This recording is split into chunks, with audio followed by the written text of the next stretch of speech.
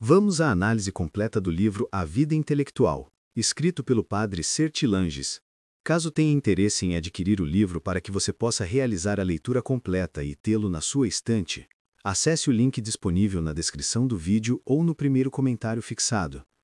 Comprando através do nosso link, você irá ajudar o nosso canal Eudaimonia, Melhora Constante, a produzir mais e mais conteúdos.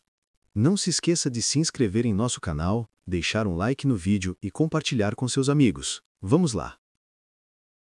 Aqui está o essencial sobre os conselhos de A.D. Sertilanges para a vida intelectual. Sabe, a gente vai mergulhar naquele clássico A Vida Intelectual. É um guia incrível, super atual, do filósofo Sertilanges, né? Perfeito para quem quer, levar o pensamento a sério, mesmo com a correria toda. Primeiro, a grande sacada é ver o trabalho intelectual como uma vocação mesmo, sabe? Algo sério. Mesmo que você só tenha, 2 horinhas por dia. O segredo, segundo ele, não é nem ser um gênio, mas ter aquela disciplina de ferro, sabe? Muita organização e, olha, simplificar a vida para valer, para proteger esse tempinho sagrado de foco total. Segundo, e olha só, não é só coisa da cabeça não. Sertilanges bate na tecla. O intelectual é a pessoa inteira. Isso aí pede virtudes, tipo humildade, para ir atrás da verdade, e também, claro, cuidar do corpo. É super importante ter equilíbrio, né?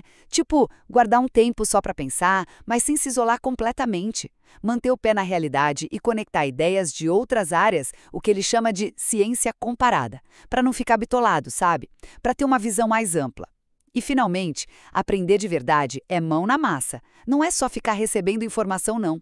A dica de ouro dele é: leia pouco, mas leia muito bem. Escolha os craques do pensamento, sabe? E não é só para acumular coisa, é para viver aquilo, absorver de verdade. E as anotações? Use elas não só para lembrar, mas como ponto de partida para criar algo seu, original.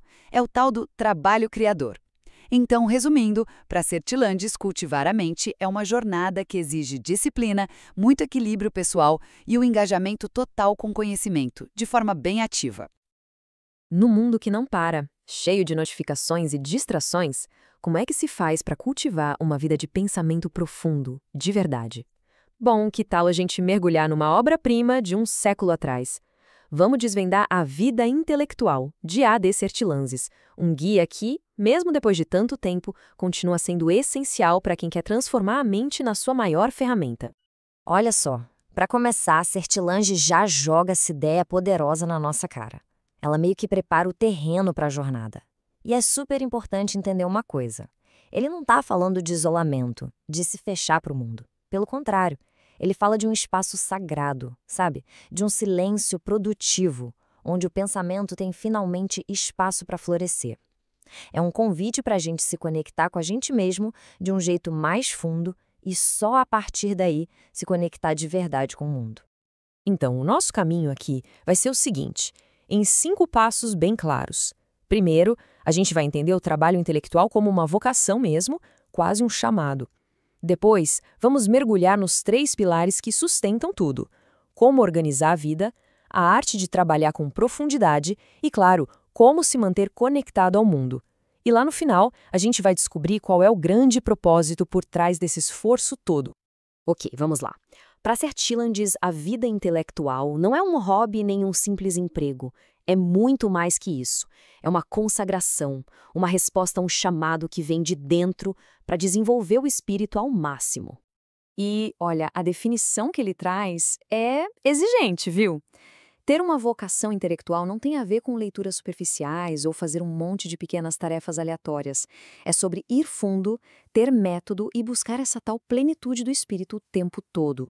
E essa ideia, pensa bem, é basicamente um antídoto perfeito para os nossos dias, para essa era de sobrecarga de informação.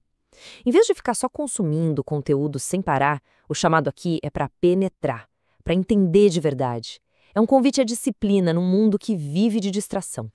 Tá, mas como é que se cria um ambiente para esse tipo de trabalho? Isso leva a gente direto para o primeiro pilar, a organização da vida. Porque o pensamento profundo, ele não acontece por acaso. Ele precisa de um terreno fértil para crescer. E aqui o Sertilanges é super prático. Ele dá o caminho das pedras. Primeiro, simplificar. cortar o que é supérfluo para liberar a mente. Depois, guardar o tempo, tratar cada hora como se fosse ouro. E o mais crucial de tudo, cultivar o silêncio interior.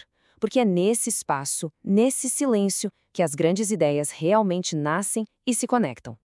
Agora, olha que interessante essa distinção que ele faz. De um lado, a gente tem a solidão, que ele descreve como algo que dá vida, que fortalece, que conecta. Do outro, o isolamento, que é o oposto, paralisa, é estéril e, no fundo, corta a nossa conexão com o mundo. Entender essa diferença é simplesmente fundamental. Beleza, arrumamos a casa por fora. E por dentro, como é que a gente cultiva o jardim da mente? É aqui que entra o segundo pilar, a arte do trabalho profundo, que foca totalmente no método e na nossa mentalidade. E aí vem a grande pergunta, né? Como é que a gente passa de simplesmente acumular um monte de informação para alcançar a verdadeira sabedoria? A resposta, segundo Sertilanges, está no jeito como a gente interage com o conhecimento. E agora vem um dos conselhos mais polêmicos e, para ser sincero, mais libertadores do livro. Primeiro, leia pouco. Parece estranho, né? Mas o que ele diz é que essa ânsia de ler tudo, de não perder nada, muitas vezes é só uma preguiça disfarçada. A proposta dele é, em vez de quantidade, qualidade. Escolha os mestres, os grandes pensadores e mergulhe de cabeça nas obras deles. E o mais importante, não é só ler, é assimilar, é transformar as ideias em algo seu de verdade. E essa frase aqui, ela resume tudo.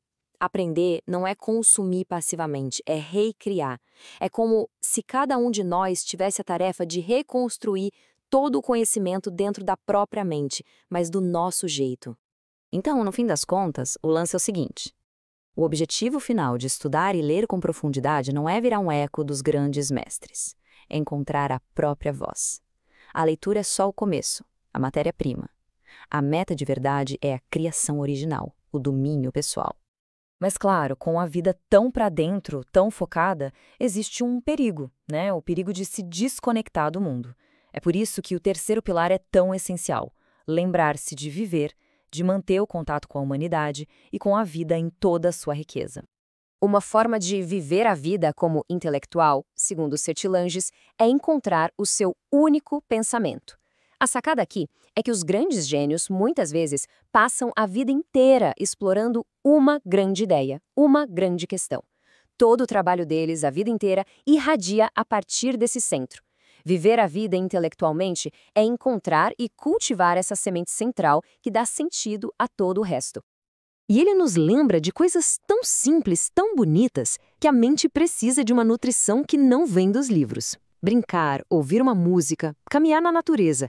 Essas coisas não são distrações do trabalho. Elas são parte essencial dele, porque mantém a alma equilibrada, rica e conectada com a realidade. E essa outra frase aqui é genial, porque ela vira tudo de cabeça para baixo. Estudar demais, segundo ele, pode ser uma forma de preguiça. É fugir do descanso que o cérebro precisa para processar tudo. É uma preguiça que acaba sabotando o trabalho do dia seguinte. O esforço intelectual de verdade exige também o descanso de verdade. Bom, depois de toda essa jornada, a gente chega na pergunta final. Para que tudo isso? Por que embarcar num caminho tão exigente? Afinal, quais são os frutos dessa vida dedicada ao pensamento? A resposta, para ele, não tem nada a ver com ego, com vaidade ou ambição. O objetivo é um serviço. Servir a verdade, compartilhar alguma luz que se encontrou e, nesse processo, encontrar uma realização única, a sua missão no mundo. Essa frase aqui poderia ser o grande lema de toda essa vida intelectual. O próprio ato de viver se transforma na busca pela verdade. É uma dedicação total que acaba definindo a existência. E essa ideia é muito poderosa, né? Já que cada pessoa é única, a contribuição que pode nascer do seu trabalho profundo também é única. Ninguém mais pode fazer. É um fruto precioso e necessário que só aquela pessoa pode oferecer ao mundo. E é com essa provocação que a gente fica. No meio de tanto ruído e tanta pressa, o Guia de Sertilanges é um convite para a gente parar, organizar, aprofundar e viver. E no fim, ele nos desafia a descobrir qual é essa contribuição única que só uma vida de pensamento dedicado pode, um dia, revelar. Olá, bem-vindas e bem-vindos a mais uma exploração aqui no The Deep Dive. Hoje a gente tem em mãos uns trechos, assim, muito especiais de um livro que é um clássico, né? Sobre como pensar, como viver. A Vida Intelectual, do A.D. Sertilanges. É um frade dominicano. Escreveu isso há um século, mas, olha, ressoa demais hoje em dia. As fontes que a gente recebeu levam por um caminho fascinante mesmo. Sertilanges não fala só de estudar, sabe? É de uma vida dedicada ao pensamento. Ele usa essa palavra forte, consagrado. Não é para se isolar do mundo, tipo numa torre, mas é uma dedicação profunda, quase uma vocação mesmo. E ele é claro, né? Leitura superficial, trabalho disperso, não rola. Precisa ter método, constância. Bom, vamos tentar entender o que isso significa na prática. Exato. E o ponto de partida é justamente essa ideia de vocação.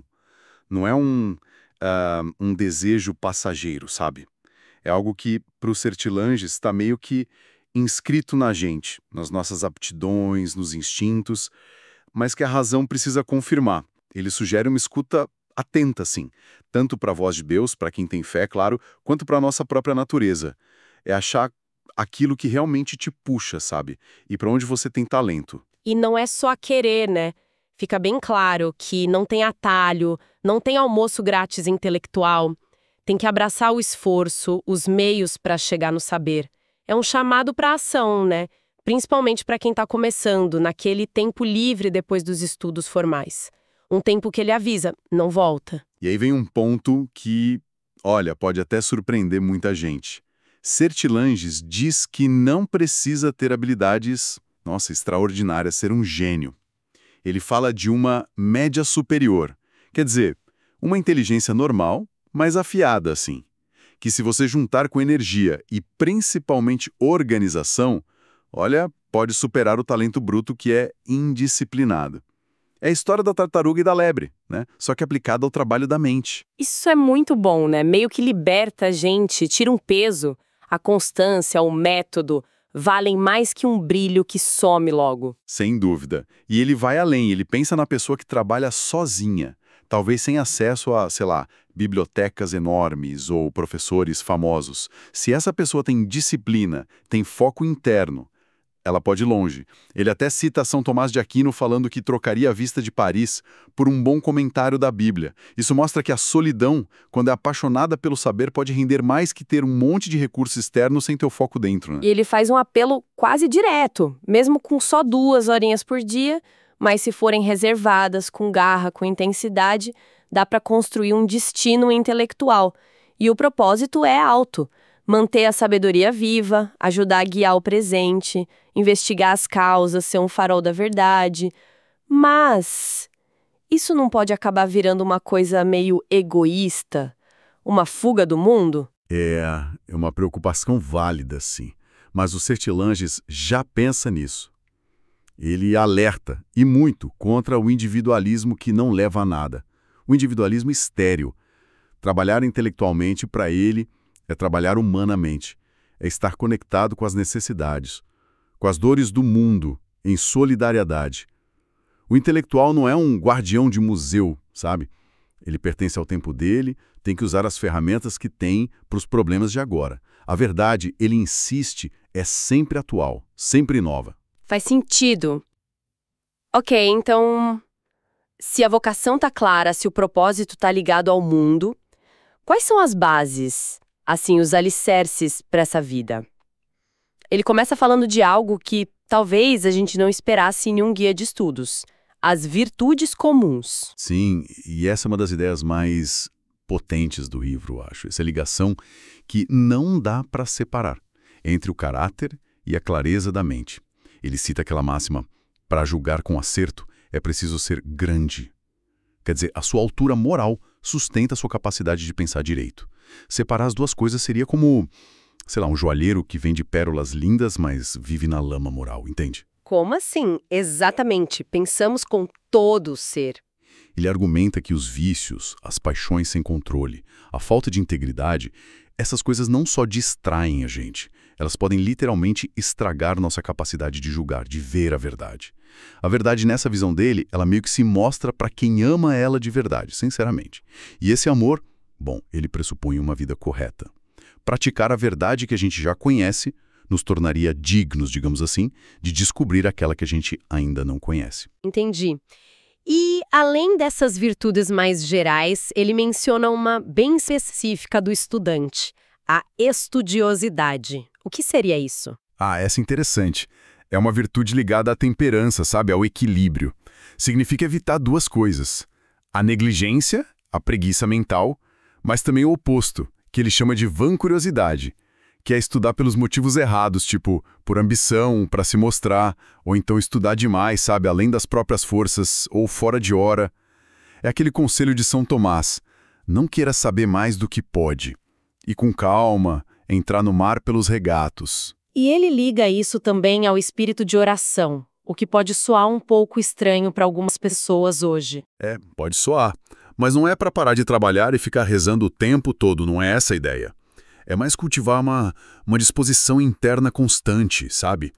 Se a ciência busca as causas, e a causa primeira, Deus na visão dele está por trás de tudo, então estudar qualquer coisa é de certa forma um estudo da eternidade.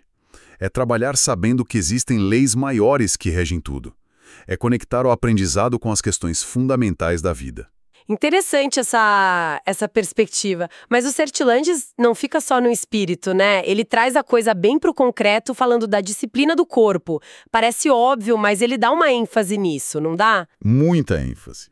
Ele lembra, citando Aristóteles, São Tomás, que quem pensa é o ser humano inteiro. Não dá para separar mente, corpo, cuidar da saúde. Não é vaidade, não é luxo. É condição essencial para um bom trabalho intelectual.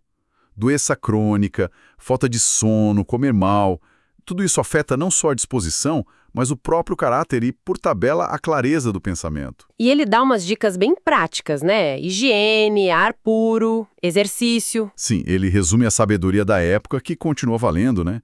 Janela aberta, passear, postura correta, fazer ginástica regularmente. Ele até cita um médico inglês que dizia: quem não acha tempo para ginástica vai ter que achar tempo para ficar doente. Forte, né? Alimentação leve, sono que repara mesmo, nem muito nem pouco, e, claro, evitar vícios que detonam o corpo e, no fim, a mente junto. O princípio é claro. Um corpo saudável ajuda a ter uma mente mais sã, mais focada. Ok, então a gente tem a vocação, as virtudes, a disciplina física, mental. Como organizar a vida na prática para tudo isso dar certo? Aí a gente entra numa parte que parece exigir bastante renúncia. Ele fala em simplificar e guardar a solidão. Sim, esses são pontos, olha, centrais no método dele. Simplificar é reduzir as complicações que não precisa ter na vida. Menos compromisso social que não acrescenta, menos busca por status ou coisa material, menos distração artificial. A vida mundana, ostentação, para ele são inimigas da concentração, da profundidade. Ele até fala do papel da esposa do intelectual, que deveria apoiar a vocação ser uma beatriz, não alguém que dispersa, sabe? E a solidão? Ele parece bem radical nisso aí. Ele acha essencial. É na solidão que a gente tem o contato profundo com a gente mesmo, com as nossas ideias originais. Sem ela, a gente corre o risco de ser só um repetidor do que os outros falam. Papagaio de fórmula. Ele cita conselhos de São Tomás, tipo amar a cela, o lugar de retiro, ser lento para falar, para ir em evento social, evitar conversa fiada. O objetivo é criar espaço para refletir e produzir algo autêntico. Mas isso não volta naquele risco do isolamento? Viver numa bolha? Aí que está o equilíbrio. Essa solidão não é para ser absoluta nem estéril. O Sertilanges logo coloca o contraponto, a necessidade de cooperar com seus iguais. Ele valoriza muito a amizade intelectual, a troca de ideia, como um parto de ideia, sabe? Que ajuda a trazer os pensamentos para fora, testar argumentos, manter o pique.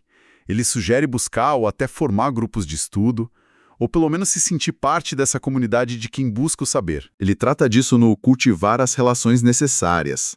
A vida intelectual não anula os deveres, as necessidades humanas básicas. Essas interações, mesmo as que parecem mais banais, são importantes. Elas mantêm a gente em contato com a alma comum, com a vida real. Ensinam sobre as pessoas. A sociedade, mesmo com as futilidades, é um livro para ser lido. O segredo é, mesmo no meio da convivência, manter o silêncio interior. Quer dizer, não se deixar engolir pela superficialidade, manter o foco lá dentro. Esse equilíbrio entre ficar só e se conectar é um desafio e tanto. E o tempo? Como gerenciar? Ele fala em trabalho permanente. Isso soa muito cansativo. A ideia não é bem trabalhar 24 horas por dia sem parar, não. É mais manter o espírito sempre aberto, sempre receptivo para a verdade, onde quer que ela apareça. Pode ser num fato que você observa, numa conversa qualquer, num momento inesperado. É estar atento ao presente, como um caçador esperando a presa, pronto para pegar um insight. Ele menciona até que o subconsciente pode continuar trabalhando numa questão enquanto a gente faz outra coisa ou até dorme.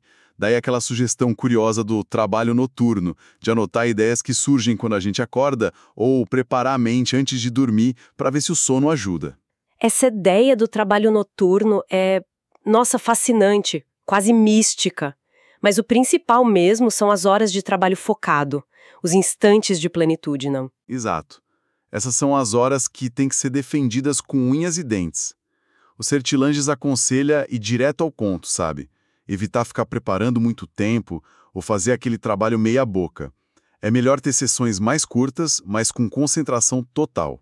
A concentração intensa, tipo a do Napoleão que ele cita, que focava em cada coisa como se fosse a única. Essa é a chave para produzir bem e com profundidade. Já que a gente falou em profundidade, como ele via essa coisa da especialização versus ter uma visão mais ampla do conhecimento? Hoje se fala tanto em especialista para tudo. O Sertilanges tinha uma visão bem clara sobre isso. Ele defendia começar com o que chama de ciência comparada, ou seja, construir uma base larga de conhecimento, explorar várias áreas diferentes, isso para formar um homem, um pensador completo, não só um técnico super especialista, e ele usa a metáfora uma manga de alpaca. Ter essa visão geral ajuda a corrigir os vieses, as limitações de cada disciplina sozinha. Ele lembra que muitos grandes pensadores tinham interesses bem amplos, universais. E ele coloca a filosofia e a teologia num lugar especial nessa organização toda do saber, né? Sim, para ele, elas são as ciências rainhas, que dão ordem, dão sentido para os conhecimentos particulares. Ele criticava a ciência da época dele, e talvez a nossa ainda mais, por, sem esses fundamentos, gerar só farrapos de saber. Sabe? Sem um vestido completo, sem uma visão de conjunto. Ele sugere o tomismo, a filosofia de São Tomás de Aquino, como um sistema forte e flexível para fazer essa integração. Mas ele admite que essa base ampla exige um esforço grande no começo. Mas depois dessa base, aí sim a especialização vira necessária. Sim. Depois de mapear o terreno todo, aí precisa cavar fundo em algum lugar específico. A especialidade se torna essencial para ir além do superficial e conseguir fazer uma contribuição real. É preciso sacrificar a extensão pela penetração. A ciência busca as causas, as raízes, e isso exige foco. A ideia é entender o quadro geral para poder fazer alguma coisa que tenha significado num campo específico. Coisas importantes. Ardor da investigação constante, sabe? Nunca achar que já sabe tudo. Concentração total das energias. E, fundamental, submissão à verdade, que é uma atitude de humildade, de escutar com atenção o que se está estudando, sem querer impor as próprias ideias antes da hora. É receber antes de querer moldar. E também os alargamentos, ver o universal no particular, conectar o estudo específico com o todo. E, por fim, o senso do mistério. Reconhecer com humildade que o nosso conhecimento tem limites. Como dizia Santo Agostinho sobre Deus, se compreendes, pode ter certeza que não é isso. Essa humildade parece que volta sempre, né? E como isso entra na leitura, que é a base de tanto trabalho intelectual? Aquela recomendação dele de ler pouco ainda me deixa pensando. É provocativa, com certeza, mas não é para defender a ignorância, claro. É um alerta contra a paixão de ler sem controle, sabe? Aquela leitura que vira uma intoxicação ou uma preguiça disfarçada de estudo. O ponto é ler com inteligência, para alimentar o pensamento, não só para acumular informação ou se afogar em palavras. A chave é escolher bem, focar nas fontes originais, nos grandes autores, nos clássicos, mas sem jogar fora o que é útil do moderno. E dentro de cada livro, selecionar o que realmente importa para você. E não é só ler, né? tem que fazer alguma coisa com isso. Exatamente. Ele valoriza muito o trato com o gênio, ler os grandes mestres para elevar o nosso próprio nível. Mas o passo crucial é assimilar e viver o que se leu. A leitura só propõe, sabe? A verdadeira ciência, o saber autêntico, nasce do nosso pensamento, da nossa reflexão sobre o que a gente leu. Tem que recriar o conhecimento dentro da gente. A memória e as notas são ferramentas para isso. Guardar o que é útil, essencial, de forma organizada, pessoal. Não só ficar colecionando citação. As notas têm que ser uma memória de papel que ajuda a criar. E aí a gente chega no trabalho criador, na produção intelectual mesmo. Ele insiste muito na importância de escrever. Por quê? Escrever para os Sertilanges é fundamental por vários motivos. Primeiro, força a gente a ter clareza no pensamento. A gente só escreve bem o que entendeu bem, né? Depois, estimula a pesquisar mais para preencher as lacunas que aparecem. E ajuda a formar o estilo pessoal. Ele cita: o estilo é o homem. E esse estilo tem que ser verdadeiro, nascido da necessidade do pensamento, perto das coisas reais, não artificial ou cheio de pose.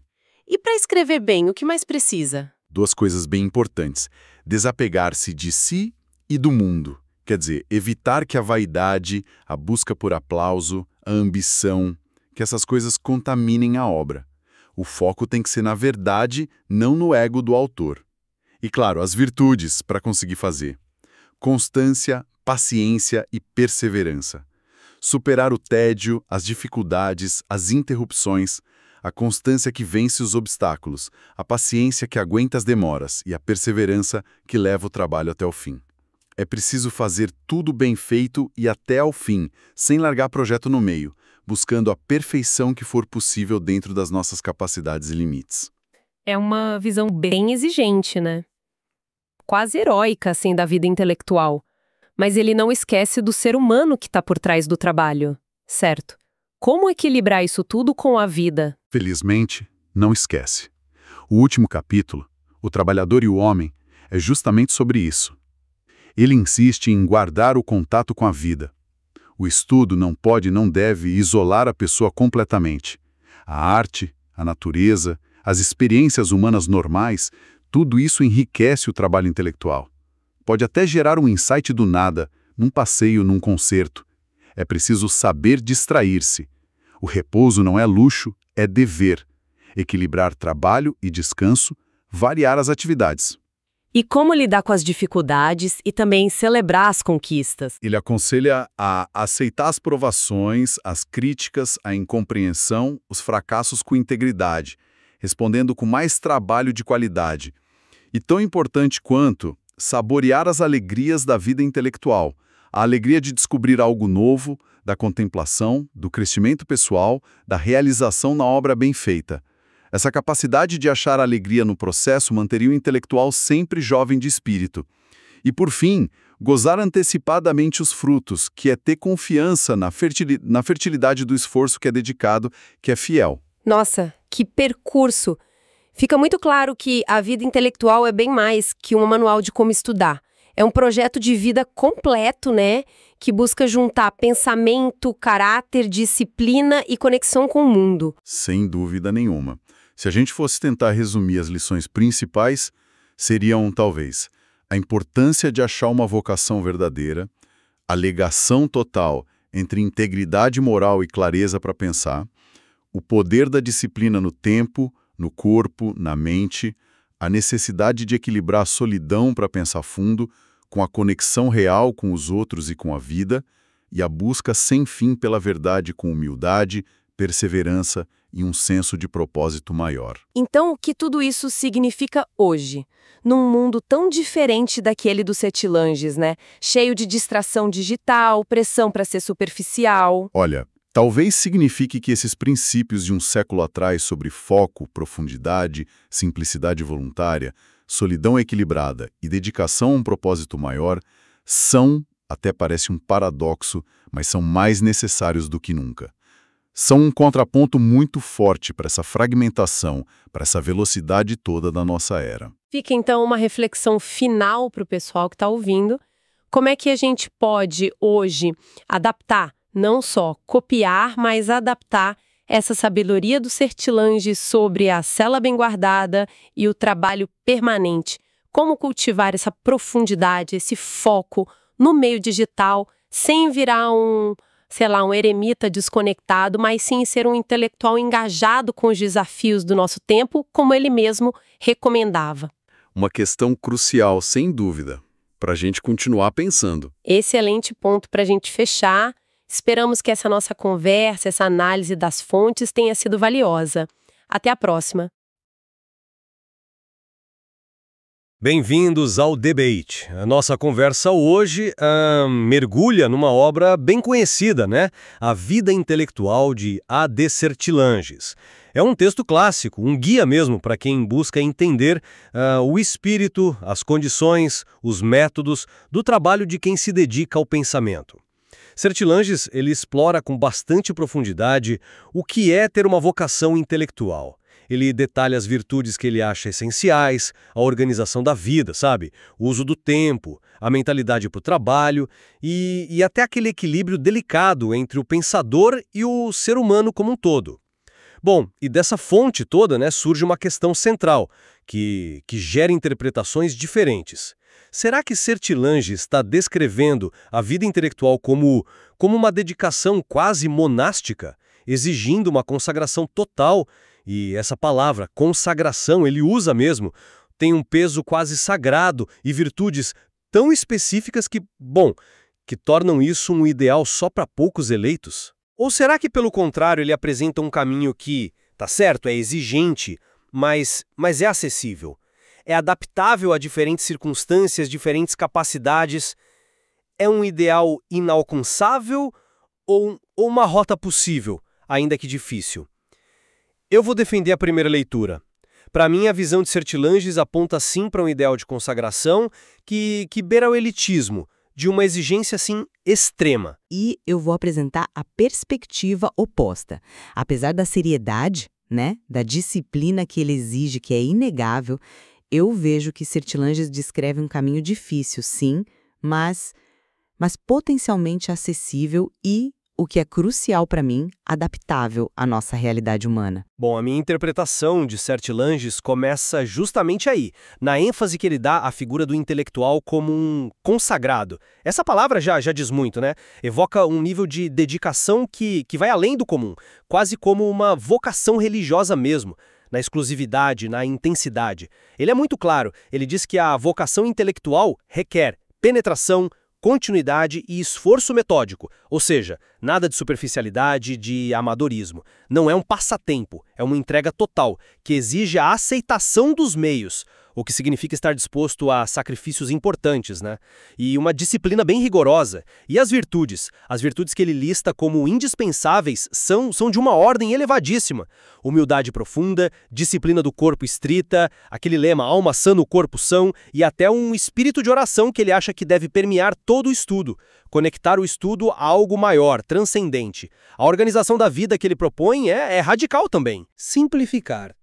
Reduzir drasticamente o que ele chama de vida mundana, ele chega a dizer que ela é fatal para a ciência. E cultivar uma solidão quase absoluta. Ser lento em falar e lento em ir à sala de visitas. Esse conjunto todo, para mim, desenha um perfil ascético, quase monástico, que, sinceramente, me parece muito desconectado das realidades complexas da vida familiar, profissional, social que a maioria de nós tem. Fica parecendo, assim, uma visão para uma minoria seleta, uma elite mesmo, espiritual e intelectual. Eu reconheço essa gravidade, essa exigência toda que está na obra do Sertilanges, né? Seria inútil tentar diminuir o tom elevado das recomendações dele. Mas, assim, eu vejo também nas palavras dele mesmo uma certa abertura para a possibilidade real, sabe? Para um caminho que, embora difícil, não se fecha totalmente para quem não vive em condições ideais ou não tem dons, assim, extraordinários. Ele mesmo diz que a vocação está inscrita nos nossos instintos, nas nossas capacidades. Isso sugere uma base na própria natureza humana, né? Uma disposição que pode ser cultivada com esforço, com método, e não só uma graça especial dada para poucos. E tem um ponto que para mim é fundamental. Ele menciona a viabilidade de construir um destino intelectual com apenas 2 horas por dia. Desde que, claro, essas horas sejam bem administradas, com inteligência, com método. O foco dele parece ser na qualidade do trabalho e na longa paciência organizada, muito mais do que na quantidade de tempo ou em talentos inatos. Além disso, é o próprio Sertilanges que alerta que o intelectual não é um isolado. E, mais forte ainda, que o isolamento paralisa e esteriliza. Ele valoriza a cooperação com os seus iguais, as relações necessárias e até uma dose necessária de ação. E não como se fossem males necessários, sabe? Mas como elementos que podem de fato enriquecer o pensamento, preservar o sentimento do homem. Ele parece reconhecer diferentes contextos de vida, como o do trabalhador, que precisa ganhar a vida e oferece estratégias práticas. Organização, aproveitar cada momento até o sono. Para mim, a tal consagração que ele fala tem mais a ver com a seriedade do propósito, com a disciplina no método, do que com uma reclusão física total ou condições de vida inatingíveis para a maioria. É um caminho exigente, sem dúvida, mas adaptável. Você enfatiza a adaptabilidade, entendo, mas como a gente relativiza o peso de termos como consagrado e a insistência nas virtudes, quando Sertilanges liga tão diretamente a virtude moral ao acesso à verdade? Tem aquela máxima, né? Praticando a verdade que se conhece, merece-se a que se ignora. E coloca a disciplina corporal e o tal espírito de oração quase como pré-requisitos. Será que ele não está levantando uma barreira quase intransponível? Se a excelência moral e espiritual é uma condição tão sine qua non, ele mesmo diz que pensamos com todo o ser, que a desordem oral atrapalha a clareza do pensamento.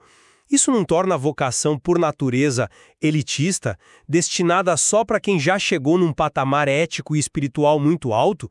Como é que a maioria das pessoas que lida todo dia com as próprias imperfeições poderia se encaixar nisso? Entendo a sua preocupação com esse aparente rigor moral, sim. Mas eu proponho uma outra leitura. Talvez Sertilanges apresente essas virtudes não como barreiras que excluem, mas sim como ferramentas fundamentais para a própria eficácia do trabalho intelectual. A ideia de que pensamos com todo o ser, ela sugere que um espírito mais ordenado, mais disciplinado, mais virtuoso, no sentido clássico da palavra, é simplesmente mais apto a pensar com clareza, com profundidade, com constância. A virtude, nesse contexto, seria um meio para alcançar a verdade, uma condição para a saúde do intelecto, sabe? E não um pré-requisito moralista para ser aceito no clube dos intelectuais. A consagração seria, então, antes de tudo, a verdade e ao método rigoroso de buscar essa verdade. A disciplina que ele propõe visa justamente mitigar o impacto negativo das nossas falhas, das nossas paixões desordenadas no trabalho do pensamento. Ele parece até sugerir que o próprio esforço intelectual, sério, pode ser um caminho para a virtude, como quando ele menciona o gênio que no trabalho é já virtuoso. A exigência é alta, claro, mas talvez esteja mais focada na funcionalidade do intelecto, na busca pela verdade, algo que se cultiva com esforço metódico, com organização consciente, mesmo com as nossas limitações humanas, né? Sejam ferramentas. A questão da organização da vida e da solidão ainda me parece um obstáculo prático bem grande. As passagens sobre a necessidade de isolamento são muito enfáticas. A solidão é a pátria dos fortes. Os conselhos de São Tomás de Aquino, que ele cita com aprovação, sobre evitar familiaridade excessiva, conversas inúteis, distrações mundanas, são taxativos. Ele recomenda ser lento em ir à sala de visitas, evitar acima de tudo as voltas inúteis. Quando ele menciona as interações sociais necessárias ou ação no mundo, a impressão que fica é que são vistas como concessões, quase como sacrifícios, ou deveres que, bom, são inevitáveis, mas desviam do ideal que é o retiro focado no estudo, na reflexão. E a crítica feroz à vida mundana que ele considera fatal para a ciência. Isso não reforça justamente essa imagem de um ideal que exige um afastamento radical do convívio social comum?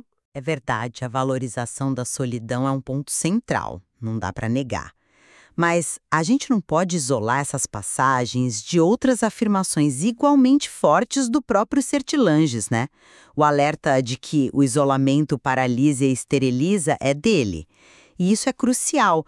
Ele não parece defender um eremita totalmente desligado do mundo, mas sim um pensador que seja capaz de recolhimento interior. A solidão que ele valoriza me parece mais uma atitude mental, uma capacidade de concentração, de proteger o espaço interior, do que necessariamente um afastamento físico total e permanente. Ele defende explicitamente a necessidade de cooperação com os seus iguais, das relações necessárias, do contato com a vida real através de uma dose necessária de ação e, importante, ele não apresenta isso só como um dever penoso, mas sugere que essas interações, essas experiências, são fontes que alimentam, que enriquecem o próprio trabalho intelectual. Elas dão matéria para a reflexão, ajudam a manter o sentimento do homem, a conexão com a realidade humana. O desafio seria encontrar um equilíbrio exigente, sem dúvida, entre o recolhimento necessário para o pensamento profundo e a conexão vital com o mundo e com os outros. Ainda assim, esse equilíbrio me parece pender muito para o lado da renúncia, especialmente quando a gente considera as exigências de tempo e a simplificação radical que ele prega. A noção de trabalho permanente, a ideia de que cada instante tem que ser aproveitado para o estudo. Ele dedica sessões inteiras a como usar o tempo de vigília, as madrugadas, até o sono como preparação. A necessidade de proteger com zelo os instantes de plenitude. Aí você soma isso à recomendação de reduzir o teor de vida. Uma simplificação que parece beirar a austeridade e que inclui até expectativas sobre o papel do cônjuge em facilitar essa dedicação quase exclusiva ao trabalho intelectual. Será que esse conjunto todo de exigências não se torna na prática impraticável para a esmagadora maioria das pessoas? Pessoas imersas em responsabilidades familiares complexas, carreiras que absorvem, compromissos sociais inevitáveis. Isso não descreve um ideal quase inatingível? Olha, permita-me discordar um pouco nesse aspecto, porque eu acredito que ele mesmo oferece a chave para essa aparente contradição. A menção explícita às 2 horas por dia, ele fala isso, como potencialmente suficientes para talhar um destino intelectual. Isso é um reconhecimento claro de que nem todo mundo dispõe de tempo ilimitado ou de condições ideais, certo? O foco do Sertilanges, repetidamente me parece, estar na qualidade e na gestão inteligente do tempo disponível, não na quantidade bruta. A longa paciência organizada, a constância, o método, a capacidade de concentração, isso é mais importante que dias inteiros de estudo disperso. Ele oferece estratégias para integrar o pensamento na vida comum, lembrando que as ideias estão nos fatos, estão também nas conversações, nos acasos. A simplificação que ele defende não me parece necessariamente sinônimo de pobreza material ou reclusão social total, mas sim de uma organização consciente da vida, uma hierarquia de prioridades que permite direcionar a energia disponível, seja ela muito ou pouca, para aquilo que é essencial para a vocação intelectual. A chave seria a gestão estratégica do tempo e da energia. É uma questão de método e prioridade, adaptável, portanto, a diferentes realidades e volumes de tempo disponível. Mesmo com essa gestão estratégica, a tônica da obra ainda me parece ser a da renúncia, do sacrifício. O caminho que o Sertilanges traça soa como uma longa série de abdicações. Renunciar a prazeres que ele considera mundanos, distrativos, renúncia a interações sociais mais leves, talvez mais superficiais, renúncia até a uma ambição pessoal que não esteja estritamente alinhada com a busca da verdade. O foco parece repousar muito mais no cumprimento de um dever austero, na disciplina rigorosa, no sacrifício contínuo em prol de um ideal elevado. do que numa visão de realização humana que integre também o prazer legítimo, a leveza necessária, as diversas facetas da existência de forma mais harmoniosa. Parece um caminho mais de deveres e privações do que de alegria e florescimento integral, sabe?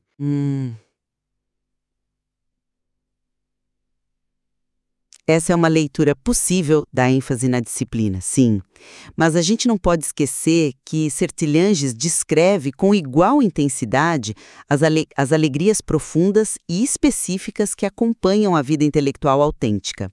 Ele fala explicitamente em saborear as alegrias do estudo, da descoberta, na possibilidade de realizar-se plenamente a si próprio através do cumprimento da vocação, na eterna juventude que, segundo ele, caracteriza um intelectual genuinamente dedicado, e no valor insubstituível da contribuição única que cada um pode oferecer.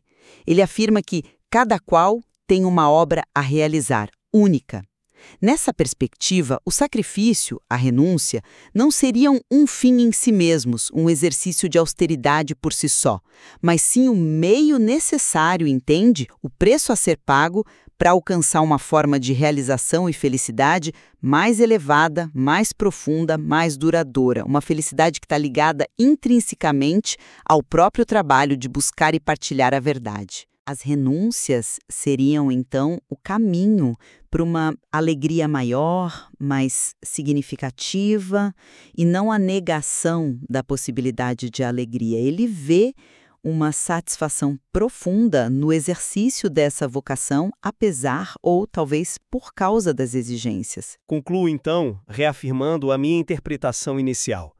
A obra de Sertilhanges ela é cheia de sabedoria, é inspiradora, sem dúvida, mas desenha um ideal de vida intelectual que beira o heroísmo, quase sobre-humano nas suas exigências. A figura do consagrado, o padrão altíssimo de virtudes morais e espirituais que ele apresenta como condição, a disciplina férrea que deve moldar corpo e espírito, e as condições de vida marcadas por uma simplificação radical, uma solidão intensa. Tudo isso configura, na minha opinião, um chamado destinado a uma elite.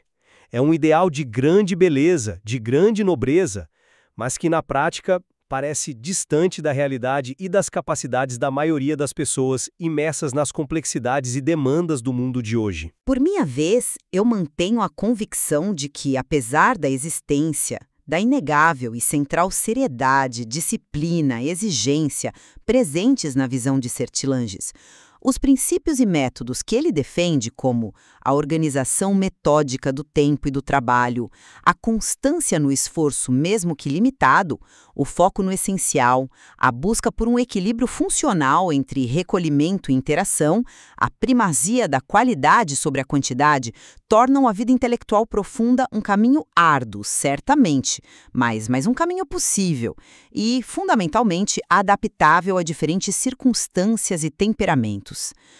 O que ele parece valorizar acima de tudo é a qualidade do compromisso com a verdade e a inteligência na gestão da própria vida e dos recursos intelectuais, e não necessariamente condições externas perfeitas ou uma renúncia literal e absoluta ao mundo. É um ideal exigente, sim, mas eu não creio que seja intrinsecamente exclusivo ou elitista. Concordamos, sem dúvida, que a vida intelectual nos confronta com uma visão de enorme profundidade, seriedade e exigência. O texto é um chamado vigoroso à busca apaixonada pela verdade e ao cultivo metódico, disciplinado do espírito. A questão sobre quão acessível ou restrito é esse chamado permanece, talvez intencionalmente, aberta à interpretação pessoal e, mais importante, à experiência concreta de cada um que se aventura em sua própria jornada intelectual. Convidamos, então, quem nos acompanha a revisitar ou a descobrir Sertilhanges, refletindo sobre as demandas, as virtudes, os métodos e as recompensas dessa vida dedicada ao pensamento, tal como ele as apresenta. E, claro, a ponderar como esses ideais tão fortemente delineados ressoam ou entram em conflito com as suas próprias aspirações, desafios e realidades no mundo de hoje. O material certamente oferece muito mais a explorar para quem deseja cultivar uma vida de pensamento mais rica, mais profunda e significativa. Olá, hoje a gente dá uma olhada em alguns trechos de A Vida Intelectual, do Sertilanges, um guia clássico aí sobre o trabalho da mente, com uma perspectiva bem particular, né? Filosófica, espiritual. Exato. E é um material assim muito rico, denso mesmo. Mas como todo clássico, vale a pena pensar em como ele conversa com a gente hoje, né? Como tornar essa sabedoria mais palpável para quem está nessa busca intelectual agora. Perfeito. Então vamos lá. Um primeiro ponto que chama a atenção é justamente essa ponte, sabe? Como conectar o universo do Sertilanges com o leitor atual, que talvez não tenha o mesmo pano de fundo. Sim, esse é um ponto-chave mesmo. O livro é muito marcado pelo contexto católico, pela Europa ali do início do século XX. Isso dá uma força enorme para a obra, define a identidade dela, claro. Com certeza. Mas, por outro lado, para muita gente hoje, isso pode criar uma certa distância.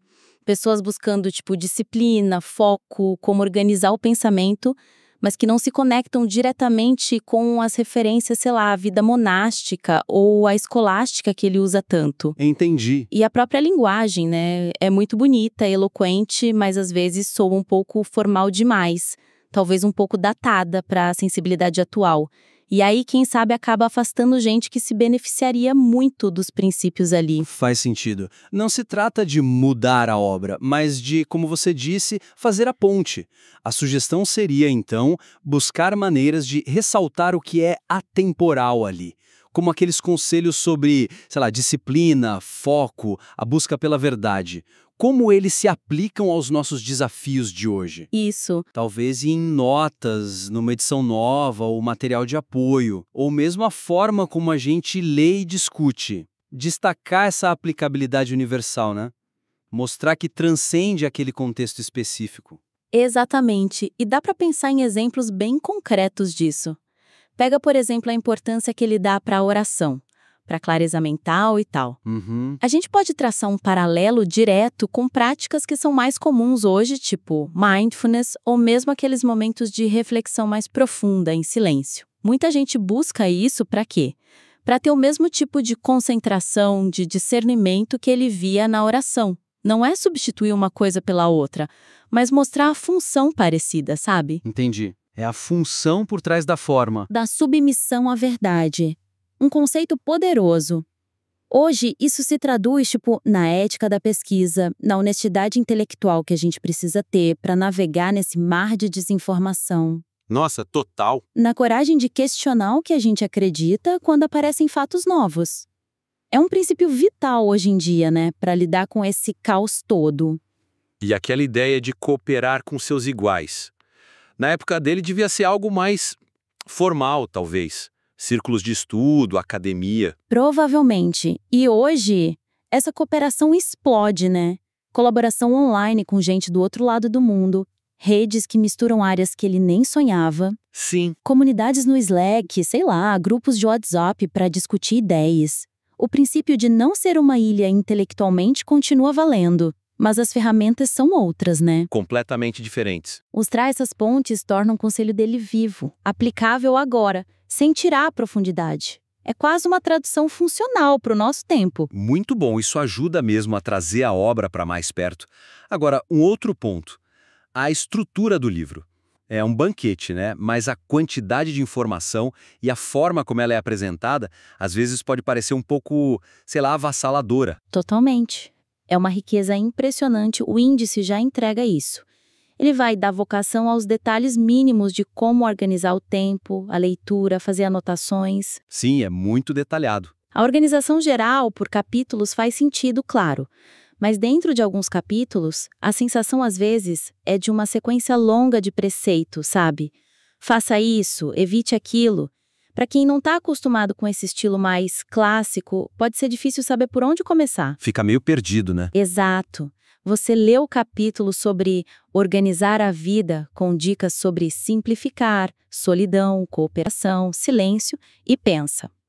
Tá, mas o que eu faço primeiro amanhã? Ou o capítulo sobre leitura e notas, que é super denso. A densidade é ótima, mas é um desafio para digerir. Entendi. A riqueza tá lá, mas talvez falte um mapa melhor para a gente se guiar por ela. A sugestão, então, seria talvez usar alguns recursos, mesmo que mentalmente, enquanto a gente lê, para organizar esse fluxo? Tipo, Sei lá, criar pequenos resumos mentais depois de cada sessão-chave. Ou se fazer perguntas, o que disso aqui eu consigo testar essa semana? Talvez até agrupar os conselhos na nossa cabeça.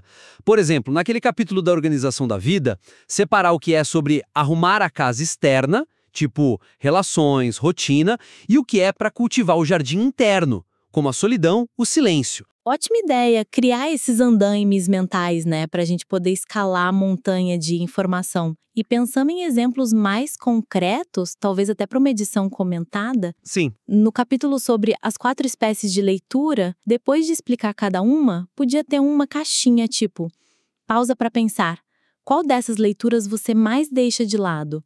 Como incluir mais da leitura formativa no seu dia a dia? Isso já vira chave, né? Deixa de ser só passivo. Exato. Tira do pedestal e traz para a prática. E no capítulo da organização da vida, que a gente comentou, talvez um pequeno diagrama no início ou um resumo mostrando esses blocos, ambiente externo versus interno, ajudaria a dar aquela visão geral antes de mergulhar nos detalhes. Com certeza. E para capítulos super densos como o da preparação do trabalho, leitura, memória, notas, talvez visualizar um fluxo, sabe? Como a leitura alimenta a memória, que gera as notas que vão ser usadas para criar algo novo. Um mapinha conceitual, mesmo que a gente rabisque no caderno do lado. Isso, transformar a estrutura linear do texto em algo mais conectado, mais funcional para a gente. Não é simplificar o conteúdo de jeito nenhum. Claro que não. É só oferecer ferramentas para navegar melhor.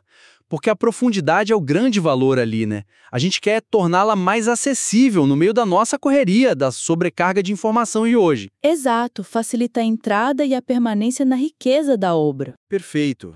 E falando em tom, chegamos ao terceiro ponto.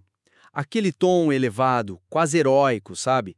É super inspirador, não dá para alegar, mas talvez pudesse ser um pouquinho mais equilibrado com o reconhecimento das dificuldades reais, bem humanas dessa jornada intelectual. Esse é um ponto delicado, mas muito interessante. O livro realmente pinta o intelectual quase como um consagrado, como ele mesmo diz. Alguém numa missão, sabe? Sim, tem esse ar meio sacerdotal. Isso. A disciplina é de ferro, o trabalho é permanente, a dedicação tem que ser total. Isso tem uma força para motivar que é, nossa, gigante. Puxa a gente para cima. Só que... Tem um só que, né? Tem. A vida real de quem trabalha com a cabeça, para a maioria de nós, inclui procrastinação, bloqueio criativo, cansaço, dúvida. Sim. A dificuldade de conciliar isso com as contas para pagar, família, saúde mental. E aí, às vezes, lendo Sertilanges, especialmente naqueles trechos mais exigentes sobre disciplina do corpo, constância absoluta, a gente pode se sentir meio inadequado. Ou desanimado, talvez. Tipo, nunca vou chegar lá. Exatamente. Aquele ideal parece tão distante que pode até paralisar. Falta um pouco, talvez, de reconhecer a vulnerabilidade, sabe? A falha como parte natural do processo. Entendi. Não é para baixar a régua do ideal, que é o que inspira, mas torná-lo mais humano, mais alcançável, talvez. A sugestão seria, então, imaginar umas intercalações de empatia no texto. Como assim? Tipo, reconhecer explicitamente aqui e ali que o caminho é osso mesmo, que tropeçar faz parte. Validar a experiência real do leitor, que está ali lutando com essas coisas no dia a dia. Não só mostrar o topo da montanha, mas dar umas dicas de como lidar com as pedras no caminho, entende? Sim. Mantendo o foco no crescimento, mas com mais compaixão pela jornada em si. Isso. Concordo totalmente, e isso poderia aparecer de formas sutis, mas que fariam uma diferença enorme. Por exemplo, quando ele fala de constância, paciência e perseverança.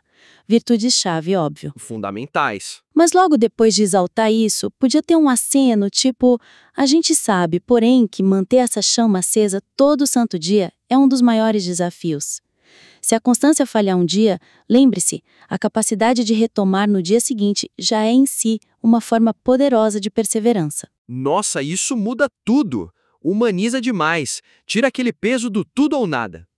Exato! Ou na parte da disciplina do corpo.